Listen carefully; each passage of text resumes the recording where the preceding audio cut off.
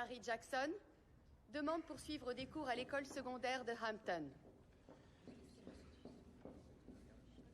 Bonjour, votre honneur.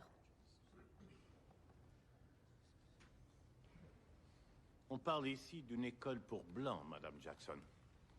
Oui, votre honneur, je suis au courant. La Virginie est encore un État ségrégationniste, malgré ce que dicte le gouvernement fédéral ou encore la Cour suprême. Notre loi a préséance.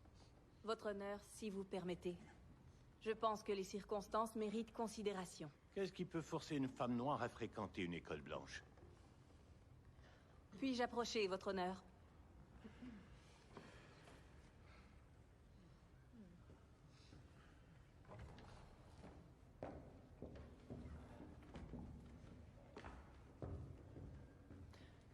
Votre honneur, vous devriez comprendre mieux que quiconque l'importance d'être premier. Pourquoi donc, Madame Jackson? Vous avez été le premier de votre famille à servir dans les forces armées, dans la US Navy.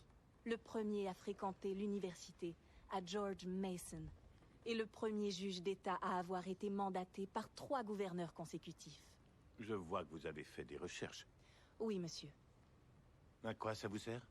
À vous dire, votre honneur, qu'aucune femme noire de l'État de Virginie n'a encore fréquenté une école pour les Blancs. C'est sans précédent. Oui, sans précédent. Et avant qu'Alan Shepard ne s'envole sur sa fusée, aucun autre Américain n'avait touché l'espace. Et maintenant, on n'oubliera jamais ce soldat de la US Navy du New Hampshire, le premier à avoir touché les étoiles. Et moi, monsieur, je veux devenir ingénieur à la NASA. Mais je n'y arriverai jamais sans aller prendre secours dans cette école blanche. Et je ne peux changer la couleur de ma peau. Alors je n'ai pas le choix. Je dois être la première. Ce que je ne peux faire sans vous, monsieur. Votre honneur, de toutes les causes que vous instruirez aujourd'hui, laquelle comptera pour les générations futures? Laquelle de ces causes fera de vous le premier?